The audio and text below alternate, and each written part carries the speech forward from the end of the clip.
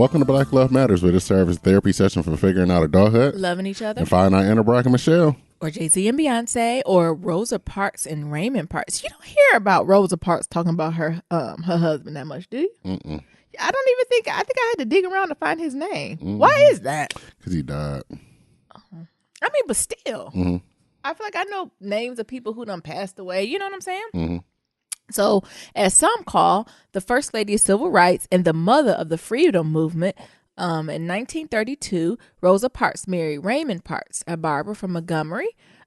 He was a member of the NAACP, which at the time was collecting money to support the defense of the Scottsboro Boys, a group of black men falsely accused of raping two white women.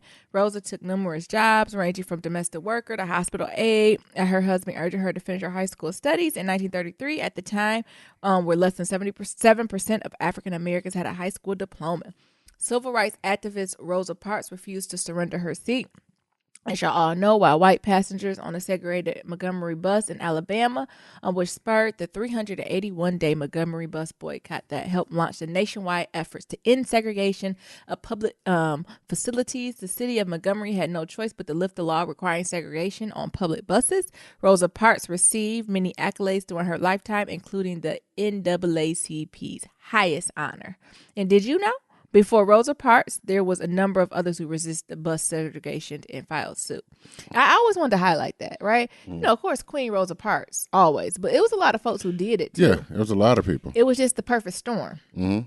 right? With Rosa Parks and who she was as a woman, like all that stuff came together. But there was plenty other black women who also stood up and said no. Right. And also, did you know, after her famous ad, Park lost her job and endured death threats for years to come.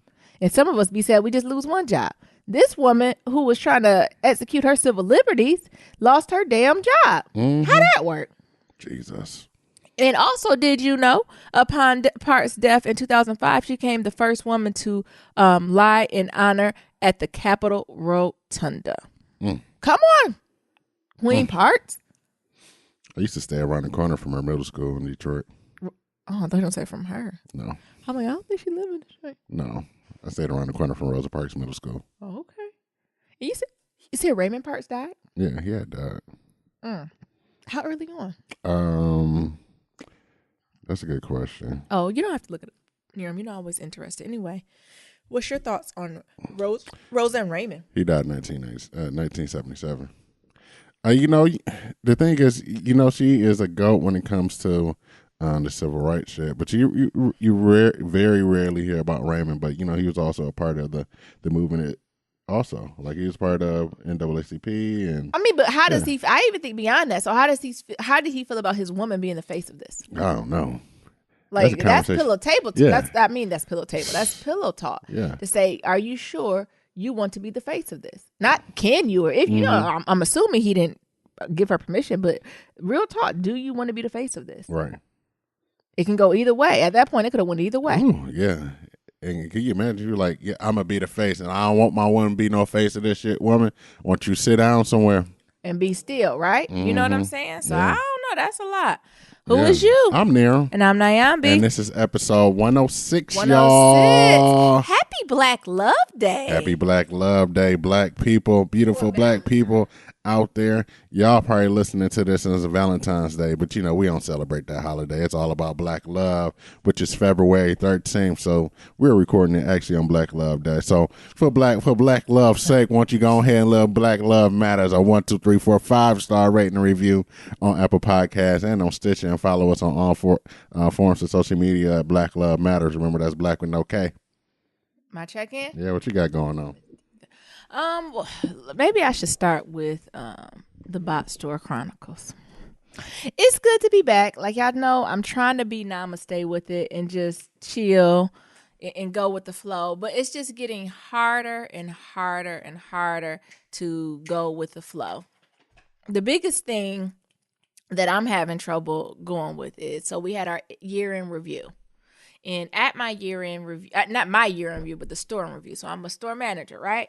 So we be a part of this. In the same breath, our goal, we made in surplus. So we whatever goal the organization had us set, we went above it. We went above it by $2 million. $2 million damn dollars. And I was like, okay, that's something to be proud of. And then in the same sentence, in the same breath, the store manager was like, oh, but we got to work on, we had 200 hours over in payroll. What? This is me.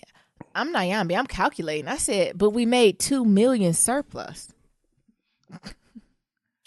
In 200 hours for the whole year? 200 for the whole year? That's not crazy. So that's like 45 minutes a day? And we made 2 million. So I'm like sitting in a meeting, wanted to raise my hand to be like, sir, can you break this down to me where this is bad? Like, I don't understand what you're saying. Am I being petty, Nero? No, I see what you're saying. Like, I don't know. And trying to get us excited to do all this. I said, somebody made a bonus. If our little old store made a 2 million surplus, so they said to go and we went 2 million over it. Mm-hmm. Excuse me? Am I not knowing the game? Why don't you go ahead and take them hours? Take that from 2 million. You'll be all right. That's what I said. It's something symbolic here as you fixing the books, as you cooking the books. Mm-hmm. I go back to my education background. A statistician can make any numbers look good. Or look bad. Or look bad. So which one is this? Mm-hmm. Yeah, I should just let it go near him. You've been proud of me. I ain't saying I just smile. Talking about, share these with your teams. They don't give a damn. They making $11 an hour, and then you gonna talk about we made a surplus of 2 million, and you be talking about make sure you clock out. Like it just don't. I don't know how that works. Is that a white thing? Yeah, that's not something I get excited about to tell my folk. Well, it's part of that culture. It's part of that box store culture where everybody's out for themselves, and the managers are the top dogs are the ones that's getting the bonus, so they trying to do whatever they do. Yeah. I was looking around like, are y'all really excited about this? Like, I wanted to tell the store manager to leave, and I just want to take a quick poll to be like, are you feeding this? Are y'all getting this bullshit? And then after the poll, bring them back in to be like, you don't have to do that. No. Just go ahead and next topic. Mm-hmm. And this is also my first meeting with all of them, but it wasn't a meeting. It was like a lecture. I was like, so we just had a meeting to read paper. I said, you could have just sent this in the email. No, or put this in my inbox. You want to lecture y'all, let y'all know how good y'all should feel because the store made over. Yeah, when he told me that, I said, you don't know the type of nigga you messing with. I'm thinking the team meeting gonna be problem solving. No, I'm thinking we're gonna come together with issues we're having either in our department or with other departments and come to solutions. Ain't no nigga, I don't want to hear about a surplus of 2 million. Good, send that in my email. What do you want me to add that to? What is that benefiting me? Like, how does that help me in my grand scheme? It don't. And I was just sitting around like, am I missing the damn point? Also, y'all know I work a lot of mornings. So with the mornings, for other folks who worked in an industry like this, do y'all have a geriatric gang? Because I have one. So in the mornings, it's like 4 or 5 folks I work. They all over 65. Mm-hmm. And they work, right? Yeah. Monday through Friday, 8 a.m. to noon, 1, right? Mm-hmm. And then if you're not the geriatric crew, I don't know how to explain this crew. It's like my like high functioning. Mm-hmm. They're on the spectrum. Yeah, some of them not, and they just not all there. Oh.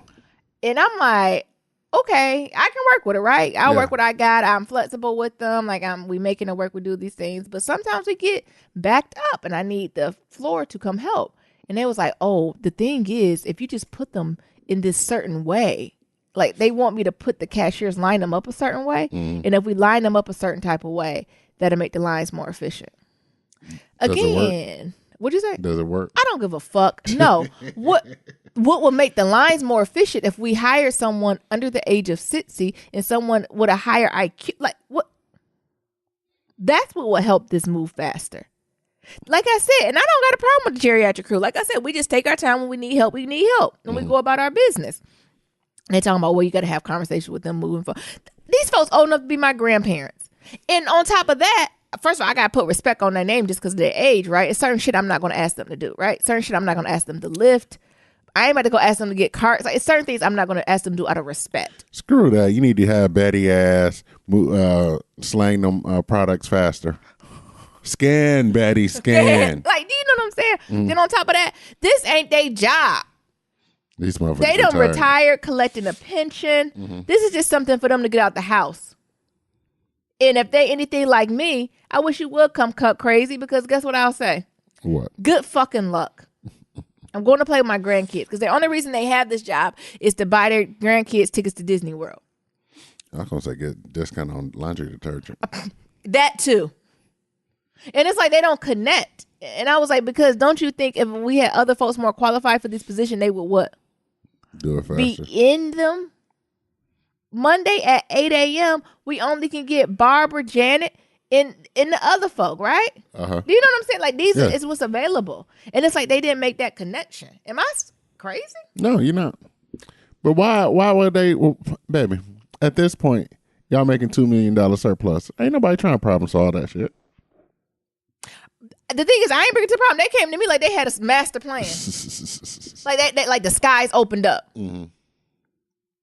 Oh, so-and-so said he can do this. Tell so-and-so to worry about their goddamn self. Like, what? Bring it up in a team meeting. Like, but is that too raw to say? No. Nothing. Only thing that makes the checkout process more efficient is our efficient cashiers. It doesn't matter how you line them up. No. If somebody's slanging that shit across the scanner, Yeah. that's the only thing that matters. They know SKUs and codes and They shit. codes, they rolling, they doing that, they Right. bagging, they hitting numbers, they putting people shit in their basket, they calling people over. That efficient cashiers make it. Mm-hmm. Period. And I don't know why that's a hard concept for people to digest. Mm-hmm. Or am I being shady? And lastly, with the box score, y'all know we have these certain codes when the children go missing. You know what's been going missing lately? What? I thought this was going to talk about in our staff meeting.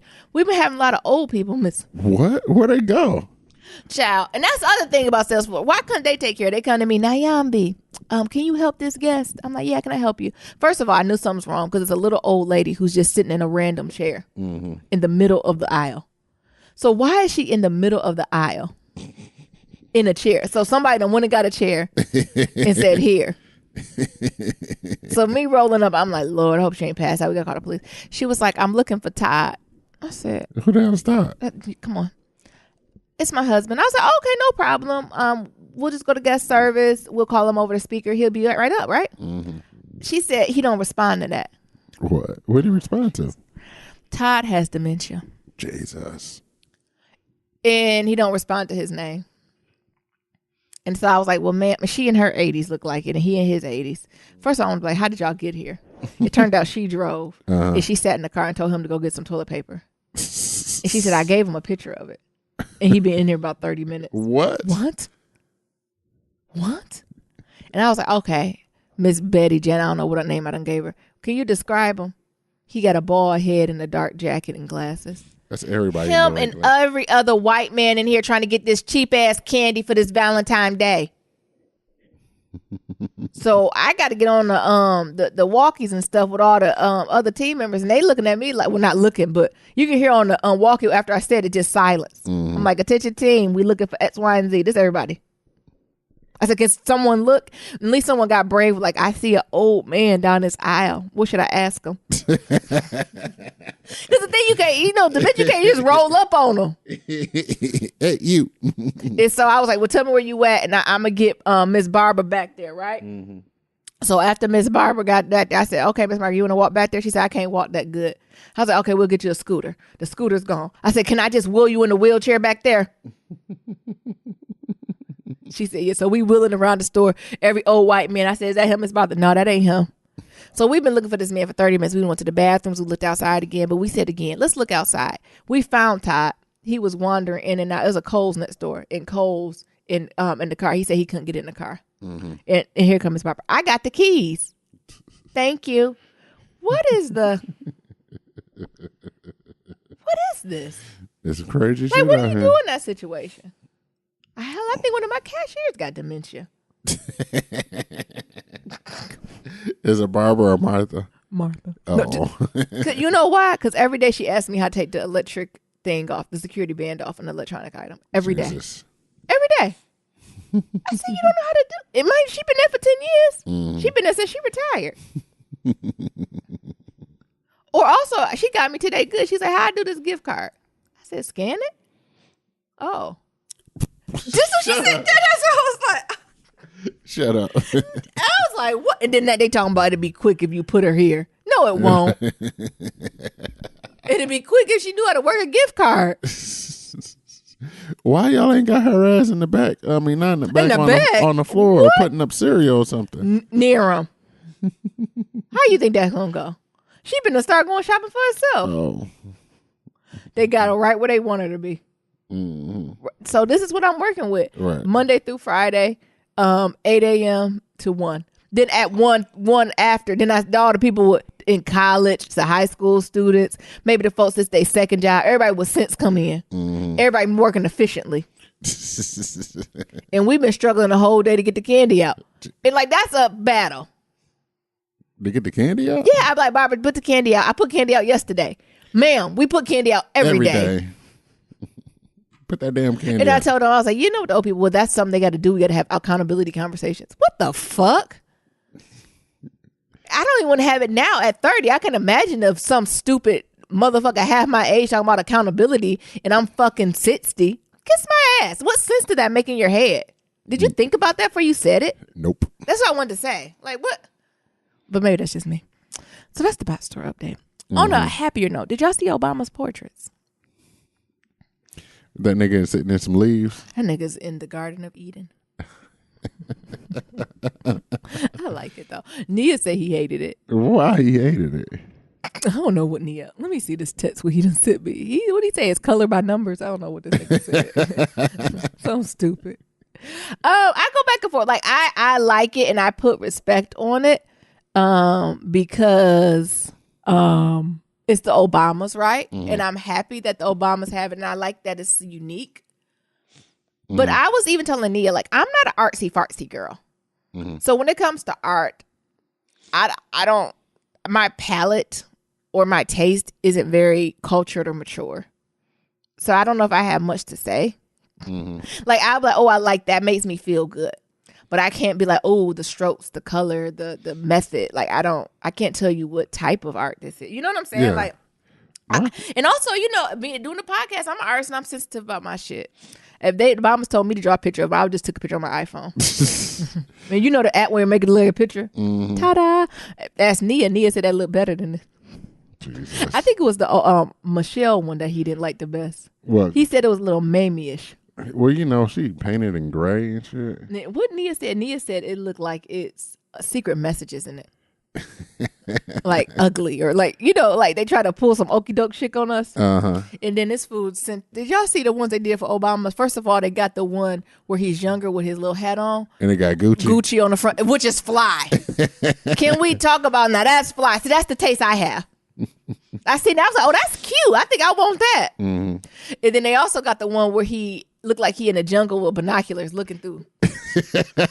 I didn't see that one. Oh my goodness. So like, you know, I'm happy. But that kind of don't look like Michelle Obama in the face a little bit. It don't.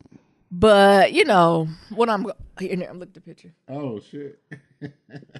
They stupid. So, you know, I go back and forth, but I think if I had to pick one I like best, I think I do like Obama's the best just because it's so vibrant. Michelle's is a little more muted for me. But I think her eyes really tell a story. Her eyes looking like, child, please. Her eyes looking like my eyes in the morning. I don't have time for this. But, you know, I think it was, you know, like I said, I'm not the most artsy person. I'm not the best one to critique it. Art is art. Mm-hmm. Shout out to both the artists, which is a black man and a black woman. They did their thing. You know, they have immortalized the Obamas now in the National Portrait Museum, which is one of my favorite Smithsonians in D.C. Yeah. I love going to the Portrait Museum. And now I got to go there and make sure I see the Obama. Maybe, you know, and we just getting it flat, right? Mm-hmm. So maybe in person, it's a whole different ball game, right? And I'm even thinking the Obama one in person might be a whole different ball because it's so vibrant. I need to color correct my computer screen. Hold on. Why do you need to color correct it? So I can see how bright it really is. Do you know, I think the Obama one is super bright and his face looks super real. Like I think in person, his might be really popping. The Michelle one is a little bit more abstract, a little more.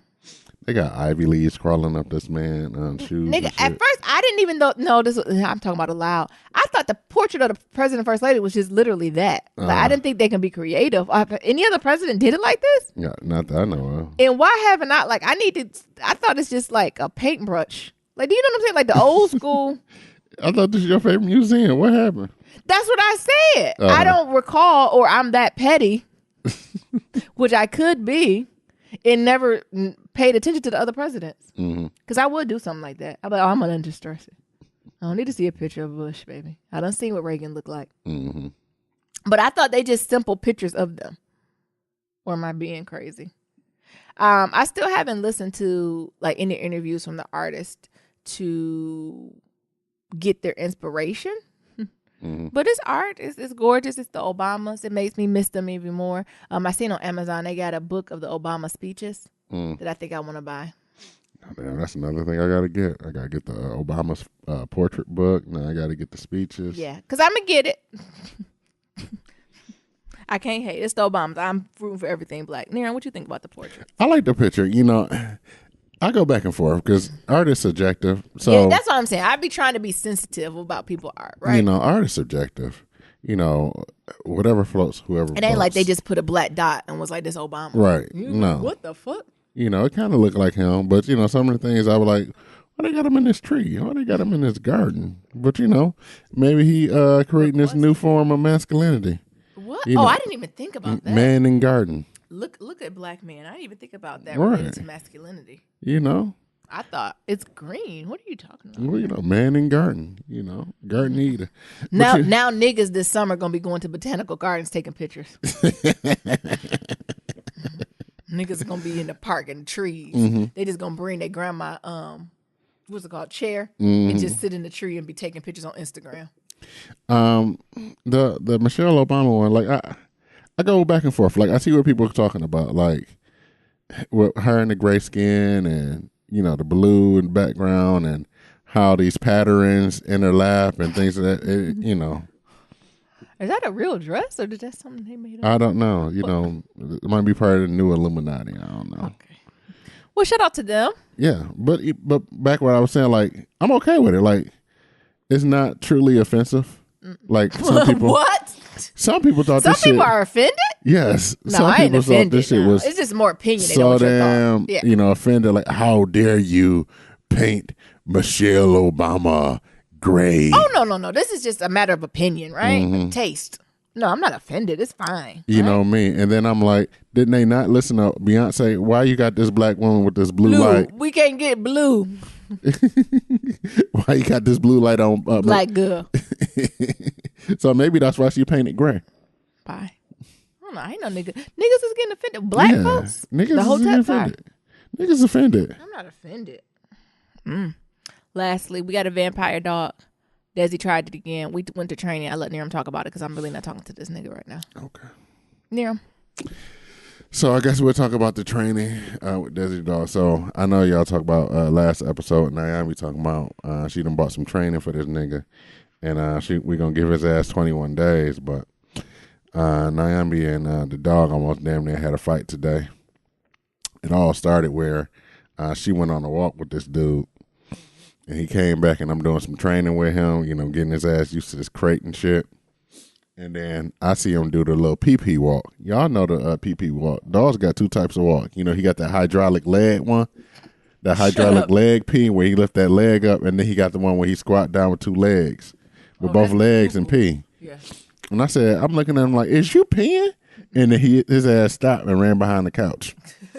I said, Naomi, this nigga done peed. And then, Jesus, Naomi go over there. Where his ass at? Where his ass at? He hiding behind the couch. So we moving the couch out the way. We move the couch out the way, and here comes this nigga. He done bucked up. He done turned to a pit bull Rottweiler. Oh, me, not Niram, no. Niram saying get, and I said, Desi. And that nigga start growling and turned to vampire dog. I said, oh, hell no. This nigga foaming at the mouth. Then I almost had him. I almost picked his ass up and threw him. But I forgot we in white ass New England. They been put me in federal jail for that. He sure is. And I'm like, Naomi, I got it. No, this nigga is not going to disrespect me. I ain't scared of him. So they just going back and forth, and I'm just looking like, Jesus. What you mean we was going back? How was we going back and forth? Because Naomi think her ass going to trap his ass, and this nigga then hopped out the corner and came to me because I got the treats in my hand. Yeah, gonna go to you. Oh, nigga. So we did training yesterday. Well, we are here this day before yesterday, and this nigga is a fucking hand when it comes to these white people. Oh my god, we have to give his ass back. He might just like white people, and that's fine. Because I don't want to go where I'm tolerated. Doing all types of tricks and shit, all types of rollover, paw and shit like that. No problem. And then the trainer give Naomi the leash, like, all right, now do everything I just did. And what the dog do? Look crazy. I said, you see this shit? I told you, Nyambi. He thinks you his bitch. I am not And his Negro. He alpha and you his alpha. I am what? He alpha. He your alpha. You think he can talk to me? In that way? Yes. No. He trying to alpha He a your fuck ass. boy. We over here raising fuck boys. Well, he got the right one. So That's in that we got cage. that going on. Work. I don't know. I'm getting a little bored. Nerum, you embrace the board. I know, because I could be at the box store, but I mean, I am getting a little bored, and I think What you say? Who's that shade? no, it wasn't. Because the box store put in work, honey. Yeah. I get 25,000 steps every shift. No, but it's one of the things. It's a startup, it's small business. The owner's young. I think he got a little tinge of Asperger's. His mama do the books. His auntie is the real estate agent. So. I did these 2 websites for him. Yeah. And, during the whole process, I'm going back and forth with the owner of the business. Like, I think it should be this. I'd have got this degree and I'm using everything I've learned. And he's like, no, I want it like this. Or like, I'll change something, headlines, titles and things of that sort. And then his ass to change it. And it's like, well, you don't want that for SEO. So it went back and forth. And then today, his auntie put me into the office. Naren, can I talk to you for a second? And usually, we talk and say hello, how we doing? But, that's usually it. So I come in there and she's like, close the door. So she's like, we just had a little meeting and, I looked at your website and a couple other websites, it's vibrant and, it's wonderful and you do good work. I can tell that you are excellent web designer. You do that. And then she's like, I just have one question for you. And I'll say, okay, what's that? She's like, did so-and-so micromanage you through this whole project? And I just started laughing, like, yeah. Mm-hmm. He said, I knew it. This motherfucker can't let shit go. Now I got these shitty-ass websites. Not to say that your websites are shitty, but I know that they ain't at the best potential that they possibly could be at. Preach. So, going back and forth. And that's just like, a thing that I'm going back with. Going back and forth with my job and things of that sort. It's like, one of the things I was telling this auntie and like, some other people that came in the meetings that at one point, do I just say fuck it and do what the man who pays me what he want? Mm-hmm. No matter what my degrees and shit say, at the end of the day, I come here to get a check. Yeah. So I'm not about to be arguing with this dude back and forth. When I do something, I added an explanation like, I didn't do this because artistically this don't look right. Yeah, that's trash. Yeah. Or, I didn't do this. Or, for example, he's on this thing now where he don't like serif fonts. So that's the little fonts. They got like the little tildes and things of that sort. Petty. So, however, his logo has nothing but serif fonts in it. So I don't like that on the website. Can you get me like a sans serif font and things of that sort? So I'm like, look, dude. You two in the woods. The reason why I did it this way is because you have these 2 fonts in your logo. Yeah. Design 101 says that you shouldn't be using no more than 2 to 3, and 3 is pushing it, fonts on the website. Amen. Or anything, any print material, anything. Yeah. So I'm going off based off your logo. So if you don't like the font, you need to think about, have a conversation about your logo in general. Period. It's a bigger issue. It's a bigger issue. What's the root? Well, no, I don't like it. Change it. So I didn't change it. And then it kept coming up in the edits. So, I got to the point I said, fuck it. I changed it. Yeah. Now, everybody on the team is like, it's leaps and bounds of what the original site was. But I know looking at your sites and the other sites in your portfolio, I know it can be better. And we're just a little upset that he micromanaged you through this whole process.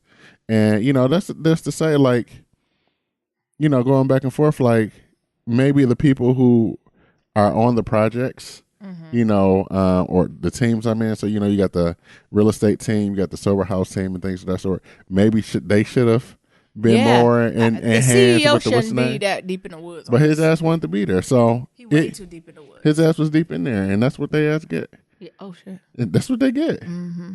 And, at this point, and it's like, well, what can we do? I said, well, I can look at it and reimagine it, but I got so many edits and things of that sort that he want to change. And because you got to go pay attention. You have to listen to the folks who paying you. Exactly. And I think Period. that's the thing. Like I said, he got a little touch of Asperger's, so And he's they always need to go to him and ask for Yeah. more. he's always changing the text on the website. Yeah. Like every 3 days, I get a new 6 or 7 page updates to the site. And and truthfully, I'm here as a marketing and communications manager, Yeah. but I'm doing job as graphic design, web design, marketing team. I'm the resident photographer. Like I'm doing jobs that at my previous jobs that was their own department. Yeah. You want me to write blogs and shit? Like nigga, I can't do all this shit. Yeah. I can't be everything to everybody all at once. So you need to pick one. Yeah. Prioritize. And it's like, do you even read like what he's put? Because, he has like a lot of stuff that like he's a knack for. And I was like, at first I was reading and it really frustrated me. But at this point, and this is the 4th or 5th time me editing the text on the website after I didn't edit it the first time and made it SEO optimized and all this stuff, and he has still changed it, that I don't even read it no more. This what you want, nigga, this is what you get. I wouldn't even read it. If you Give me my check, please. I want to look, and if you want me to edit, I guess that's more hours. Huh? Mm-hmm. Yeah. So, that's what's going on with me at work. Today is Black Love Day. So, I look excited for, telling all y'all the greatness and glory of Black love. Also, yesterday, or the day before yesterday, the Black Planning what? The Black Planties? A little congested, my bad. Oh. The Black Panther screening was in New York. What? And some of my friends got to go. How? And I'm so jealous. Like, she took pictures with Jamel Hill, Chadwick Boseman. Bye. I'm so jealous. Angela Rye. They were just all hanging out and shit. So my question, and I asked her, I was like, how do you? It's like, well, I got a press ticket, and I was like, all right. Where the fuck you get that from? So Black Love Matters community. I know somebody out there knows somebody. How do we get press tickets so we can go to nice things? Let me see. Google how to get press tickets. Because I wanted to be at Black Panther in New York City. I would have drove the 2.5 hours to get there. Oh, basically, we got to call the office. That's it. And prepare our credentials. Be persistent. What credentials? Join a journalist union. Okay, so we got to join a journalist union. Okay. Yeah. Screw that. Is there a podcasting organization? I don't know, but I feel like we should have been there. Yeah. So I'm just a little jealous because I was looking at her Instagram timeline and the videos because the whole cast was there. So they did like a whole sit down Q&A before they even played the movie, and then afterwards did something else. Had a little mix here and shit. Yeah. I could have been there. Surely could have. God damn it. So that's what I got going on. I'm just a little jealous about that. I can't hate on her, but I'm just a little tad bit jealous. Like, man, I could have been at Black Panther. Yeah, we're going in a couple days. Though. Yeah, we are. It's gonna be the bomb. Mm-hmm. We got a Black Love story? We do have a Black Love story. It was Wednesday and Valentine's and Black Love Day. Of course, we're gonna have a little something. Mm-hmm. So this week's Black Love story comes from Nikki and Kennard, who've been together for 3 years and will be married in 58 days at the time. This is at the time that they sent the email. Mm-hmm. How exciting! Yeah. So the first question is, how did they first meet? And they said, when I first met.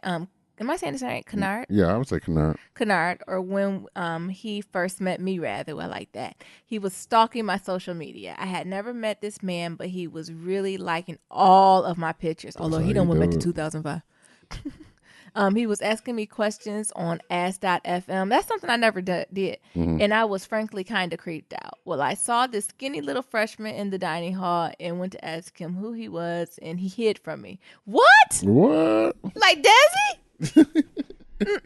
This was in 2012. I was a sophomore and he was a freshman. Fast forward 2 years, we ran into each other through a mutual friend. That night, my friend said, Kennard told me about you. I was ready to go off. Turns out he only said that he had such a crush on me. Oh, Lord.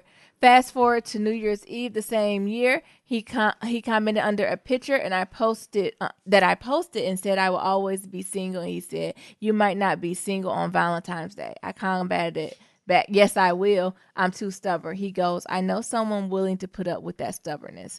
After that, he messaged me and we had our first date. Instead of shooting his shot in my DMs, he shot his shot in my comment section. I know that's right. Sometimes you just have to be persistent, right? And be steadfast. He seemed like he still waters run deep and he in the long game. So for him not to just put it out on Front Street, he really played the long game with this. She talking about, well, I'm going to be single forever. He's like, no, you won't. She said, I'm stubborn. He said, that's okay. When a man know what man or woman know what they want, they what? Get it. They gonna get it. Next is, when did each of you know your partner was the one? It said, I was visiting his family for the first time and they tricked me into going to Atlanta, 2 hours from where we are. After we returned, after we returned it had gotten too late to drive back to undergrad, almost 4 hours. So his sister told us to spend the night. We were laying on the couch and I realized he had noticed he had the same heartbeat. The moment on which I knew I was going to marry that man. It's something about when your heartbeat be in unison. It's like a movie, don't it? When we heard the heartbeat. Yeah. Then when's the last time you heard my heartbeat? Yesterday. What? How you hear it yesterday? Because like when you laying on me, or was you taking my pulse? Which one? When I was laying on you. What? Remember when we first started dating? I feel like we used to do that a lot. Yeah, Naomi used to do stuff like put your hand out. And then she put her hand, feel that energy. And I said, no, I don't feel that. And then she was like, nigga, you ashy. That's why you don't feel it. What? Shut like, up. what? No, don't be doing that. That's what you told me. Hush.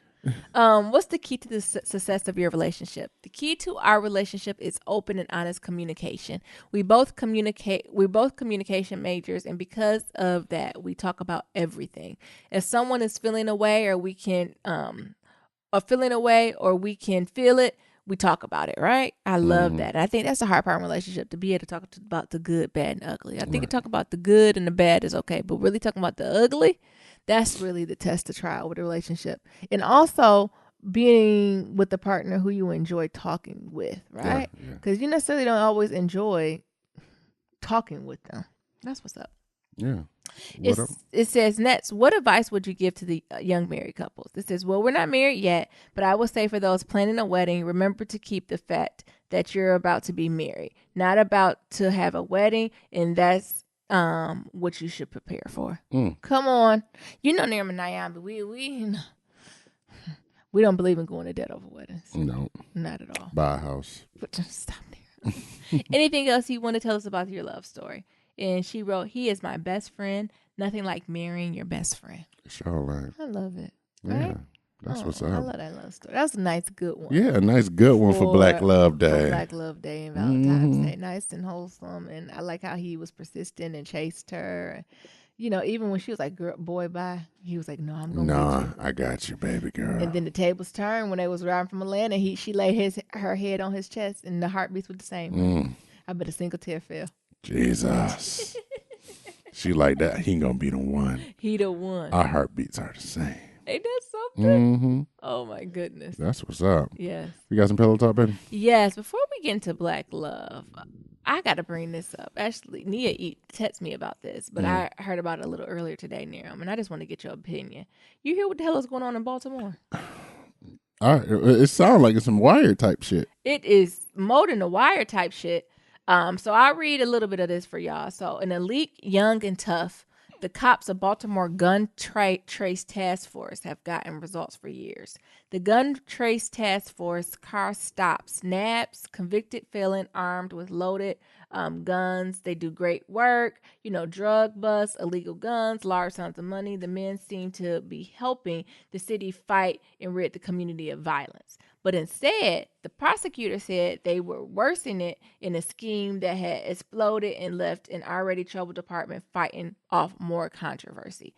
8 of the task members, which was created in 2007, were indicted in racketeering ploy that included stealing money from citizens, selling seized guns, drugs, putting innocent people behind bars, and returning criminals to the streets. The massive scandal is just the latest in recent months in the city, which has been plagued by violent crime and a history of mistrust between the officers and the citizens. A detective was killed with his own gun one day before testifying against fellow officers. Come on. Snitches The get police stitches. academy has been accused of pushing recruits through even though they don't understand basic laws, and much of the high brass in the department has departed.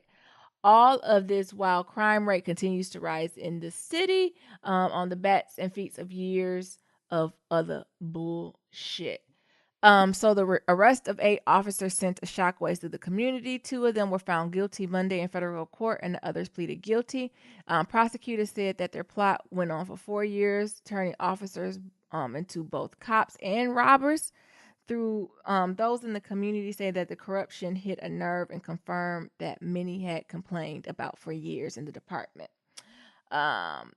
Different testimony and indictments paint a dark picture of the task force daily routines. Officers would steal sometimes as much as $100,000 from the people they were supposed to protect.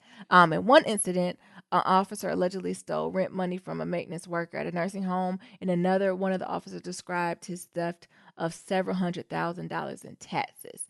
They were accused of breaking into homes without warrants, one time finding a gun and a large amount of marijuana. One of the officers involved admitted during his testimony, and he sold the drugs and guns back to the street.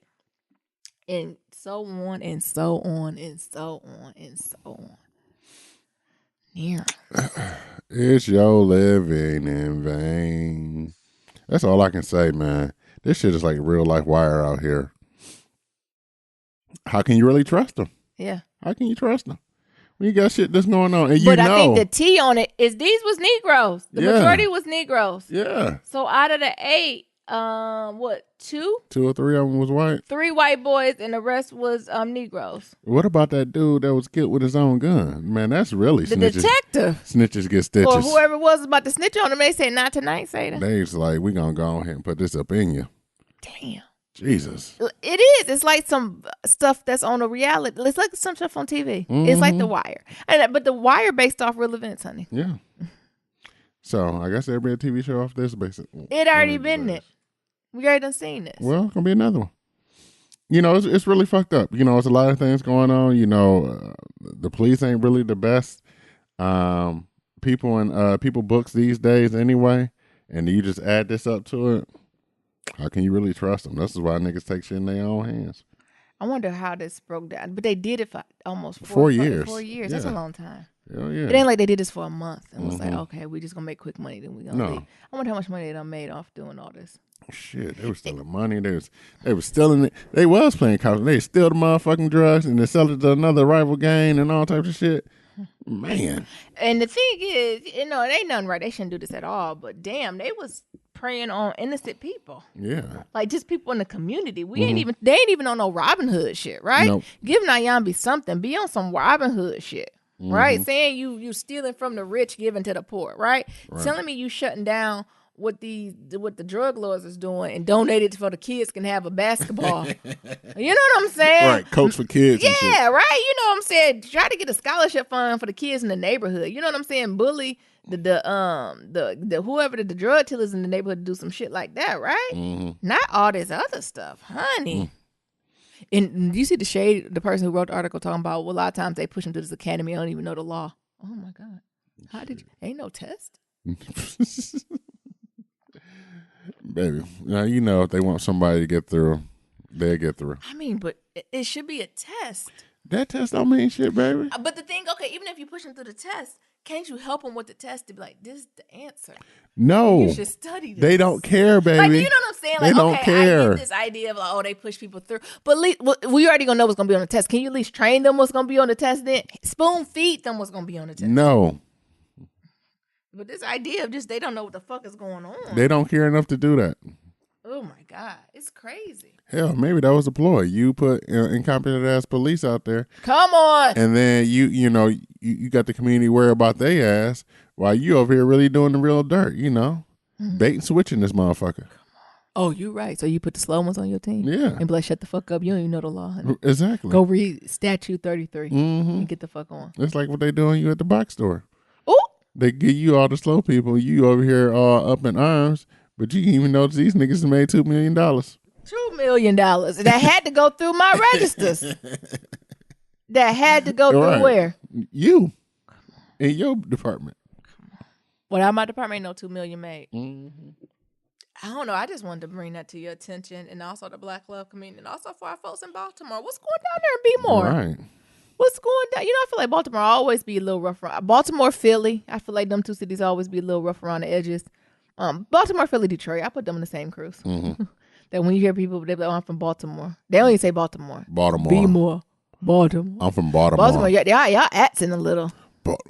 Even like the women got a strong accent. I'm from Baltimore, son. Baltimore. Baltimore, And Philly, son. Philly. Philly.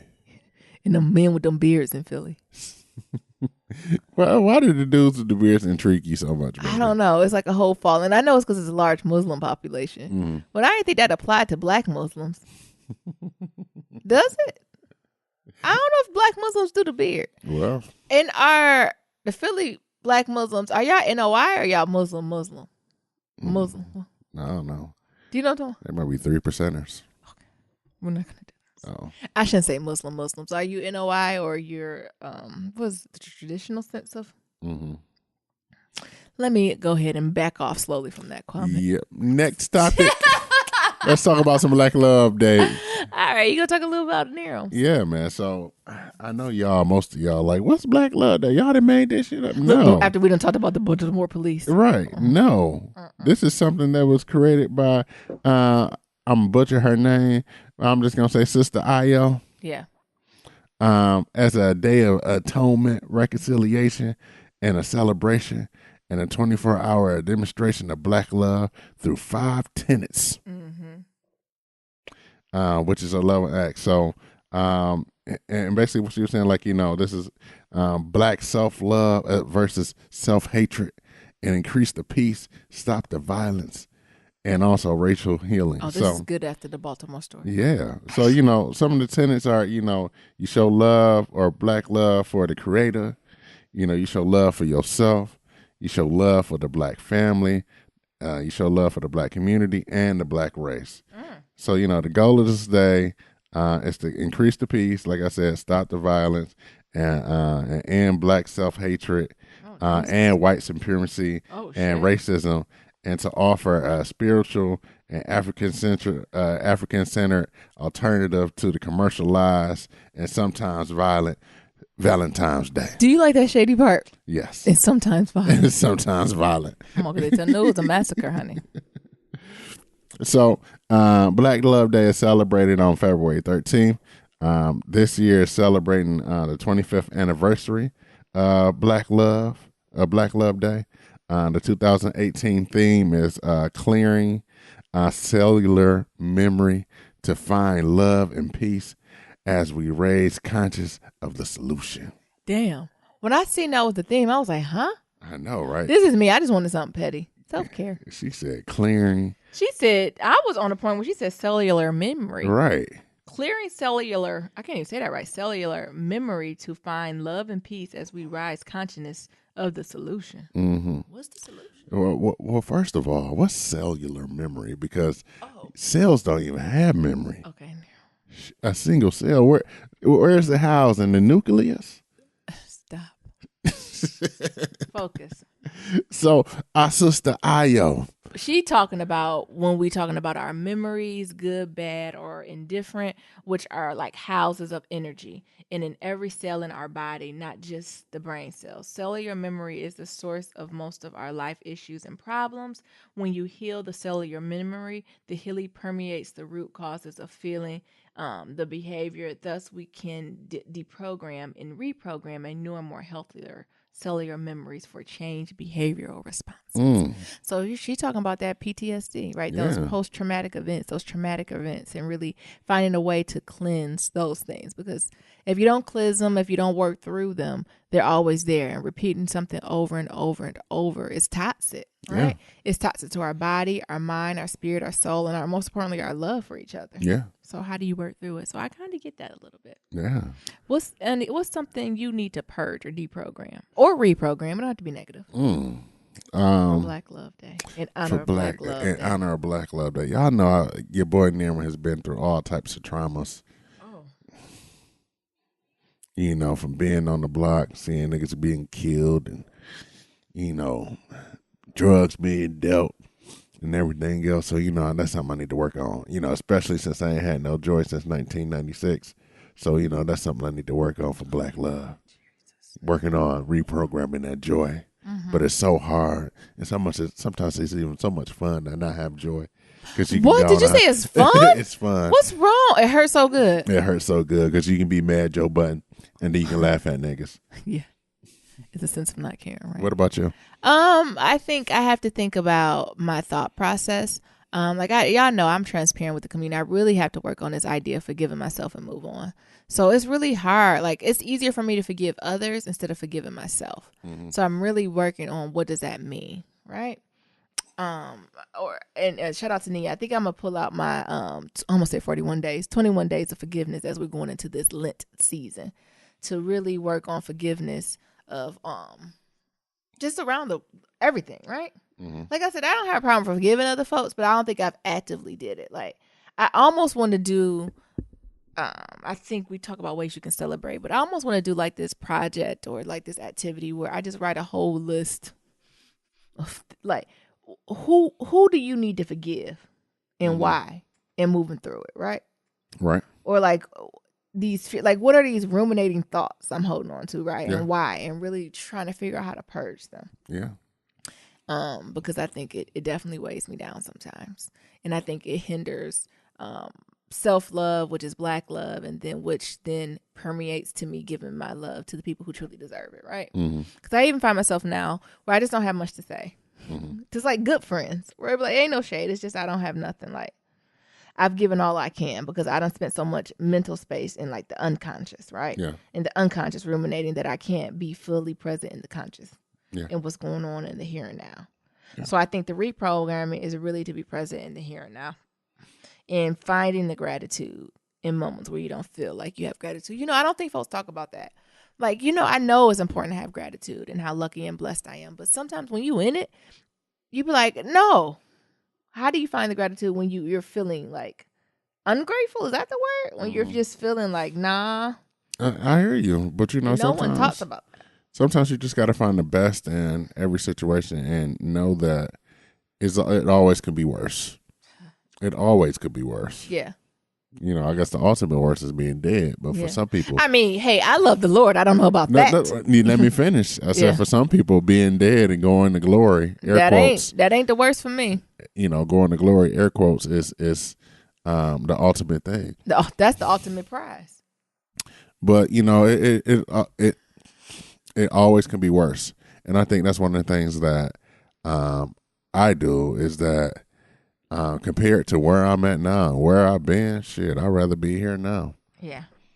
And and it's always taking gratitude for that, but also knowing that, no matter where you at, you always somebody's goal. Like, somebody's always gonna be looking at you and like, damn, I wish I was there. Yeah.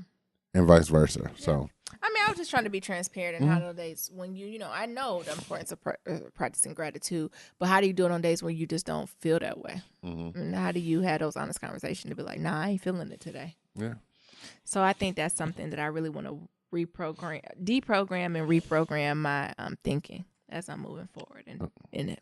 Okay. I got too deep on you there. No, and I think that's also the beauty of Black Love Day, right? So I think when we think about Valentine's Day, the more traditional one is very romantic, partner to partner. But what I love about Black Love Day is broader, right? Yeah, so community. It can be romantic, it can be for the community, it can be platonic, it can be self-love, right? Mm-hmm. So for Black Love Day, it can be really about self and, pampering yourself. I think one Black Love Day, I took myself to the spa.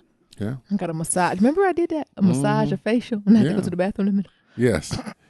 I said, can you just stop rubbing on my back? I feel like they done rubbed it down on me, honey. I said, you're going to have to stop rubbing on me. Ooh.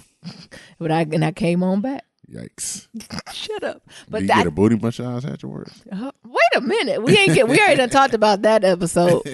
Happy Indies for women. But I think that's the beauty of Black Love Day. That is something you really can make it unique to the circumstances that you're in compared to some of the more mainstream ones. And I guess it doesn't have to be for the mainstream, but I feel like sometimes the media and cultural expectations put on you this idea that you have to be out to dinner, you have to be with loved ones. Because even when I think to us, for this day, Miriam and I don't even exchange gifts. No. Not for this day. Like usually we'll cook for each other. Or we'll do something like that. Like we'll do something for Right. each other. But we're heading to New York later this week, so I figured that maybe you buy lunch, I buy dinner, Hey. or maybe we'll go shopping and we'll buy something for each other. Mm-hmm. But like we never. But gifts aren't really our thing, though. As we've been deeper in a relationship, gifts really aren't our thing because we're with each other so much. We are. Right. We always exchanging like some type Something. of gratitude. Yeah. So But I that- think that's my biggest thing. I'm sorry, I got off task. Y'all know I love being off task. But my biggest thing is really focusing and being aware when I'm not in gratitude and not denying it. I think sometimes I'll be just in denial, but like kind of owning that space and that energy and trying to process really where it comes from and try to work through it. And then also just forgiveness of self, right? And the forgiveness of self and letting things go and taking some time during Lent to really go down the list. I say I forgive easily, but have I really forgiven, right? Have I really, truly 100% let it go? So I need to do some reflecting on that too. Yeah. So how do you celebrate Black Love Day? It's a lot of ways you can celebrate. It's a lot of ways. Well, according to our sister, Oh, yeah. Give the what she say first. it's not where you go for Black Love Day. It's what you do. Oh, it's a day on, not off. Yes. I love that. I love what you do us. to demonstrate Yes. and show love on this day. There goes Neil. And demonstrate the 5 tenets, Yeah. acts of love on Black Love Day to transform this holy day, Yes. the whole day, and then practice these tenets every day to maintain higher vibration of love. Events and activities are held in honor to celebrate and commemorate this day. So the greeting is Naya. What is it? The greeting. The greeting. The greeting. We love greetings in our African American tradition. We love that. Habari Ghana. Yeah. This greeting for Black Love Day is Naya Kuma, which means, what it mean? Get it hard. Be patient. Damn, did you do your research? Why do I know this? I'm a little congested, so it fogs me up a little bit. It means get a heart. Be patient, my friend. Some other things you can do. Let me take this over from there, honey. Is display the akoma, right? So the akoma is the ancient. Y'all know what it looks like. It's an ancient African, like symbol of love, patience, goodwill, faithfulness, and endurance. It's a heart-shaped symbol. That was kind of renamed and co-opted, air quote, as the Valentine. So it's the African symbol with that heart. You've all seen it. And that's what the akoma is. So they're saying you can display it in your house, maybe wear it on your clothing, a piece of jewelry, something like that, or paint or picture or something like that. Also wear the colors purple and black. Purple is for the spiritual growth and royalty. Black is for the color of the people. Yes. And the freedom from all evils. And they say go check out Psalm 7 or 12. Maybe that's what we should wear, the Black Panther. Purple and black. I was thinking about just doing all black, but that might be nice. Yeah. And next they also say you can buy a Black Love Day kind of conscious raising gifts from Black merchants, practicing the tenet of Black race love. So avoid using the usual Valentine's Day candy, trinkets, stuffed animals, and consider buying healing products. I like that a lot. So it can be food, inspirational, or spiritual gifts, or to handcrafted gifts, something just made from the heart. Your shea butter looks like it'll be a signature on this Miriam's. Niram shea butter. Or making a dinner. I think that goes back like making a home cooked dinner Yeah. for someone, making breakfast for someone. Like I think those types of things. If you're into crystals, I'm slowly but surely getting crystals, honey. Maybe get you some rose quartz, amethyst, maybe some citrine, get you some money. Those types of things. I think Yeah. that, or get you some sage. I always believe in some good sage. I need to get me some sage and lavender though. Yeah. Or get you some money house blessing like Money, that. incense, or just do just black gifts. Yeah. So I would think of like a gift basket. Well, I'm a little bit healthier now, but like your favorite chips and drinks, maybe some Faygo, Better Made chips, Oh, some Crown, baby. Crown. Baby. Some Crown. You can get you some Crown, baby. Oh, that's Black Love. That's Black Love. Some Henny. Or you can have a gathering of people and talk about I have a Black love relationship ceremony. There's a ritual that's involved in it called the ritual of reconciliation. So this can be I really like this because it can be good or bad. So you can have this is from your crew that you really appreciate, right? And just showing that love. But this also can be the moment that if you lost touch with someone, if you fell out with someone, this is the day that you're supposed to reach out to them. And not saying that you got to be where you left off, but just to say your piece. So that's why I think that the idea and the theme of forgiveness kept coming out to me to say, all right, it's time to move forward in this. And this is how I demonstrate Black love.